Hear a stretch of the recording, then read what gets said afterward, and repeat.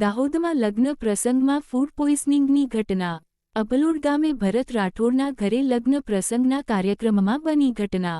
લગ્ન પ્રસંગના જમણમાં 1000 જેટલા લોકોને આમંત્રણ હતું।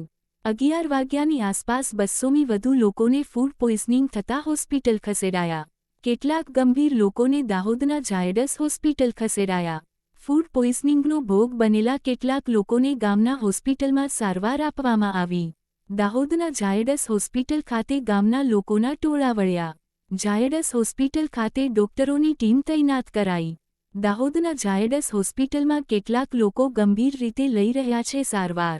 રિપોર્ટર અજય સાંસી, વાત્સલ્યમ સમાચાર દાહોદ। હું ઝાયડસ હોસ્પિટલ દાહોદથી ડૉક્ટર રાજીવ ડામોર બોલું છું, આરએમઓ।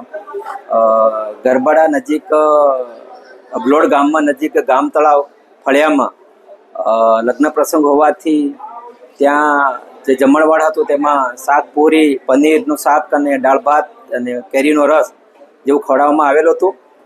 ત્યાં અંદાજે 7 થી 8ની વચ્ચે અત્યારે લગભગ 11 વાગ્યાની આસપાસ 200ની આસપાસ ફૂડ પોઈઝનિંગ થયેલું છે અને હાલમાં તેઓની સારવાર ત્યાં લોકલ લેવલે પ્રાથમિક તથા બાકીના દર્દીઓને 108 મારફતે ઝાયડસ હોસ્પિટલમાં લાવવામાં આવેલ છે।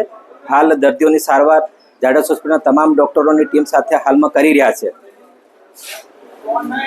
આજ રોજ અમારા અબલોડ ગામતળ મુકામે એક ઘટના બની જે લગ્ન પ્રસંગના કાર્યક્રમમાં કોઈ કારણોસર ફૂડ પોઈઝનિંગ થયું છે અમારા ગામના તમામ લોકોને, જેમાંથી 200-250 જેવા લોકોની સારવાર અર્થે ઝાયડસ હોસ્પિટલ લાયા છે અને જેમાં ધારાસભ્ય સાહેબને અમે ફોન કર્યો, જે તાત્કાલિક ઘટના સ્થળે દોડી આવી અને અમને ખૂબ જ મદદરૂપ થયેલ છે।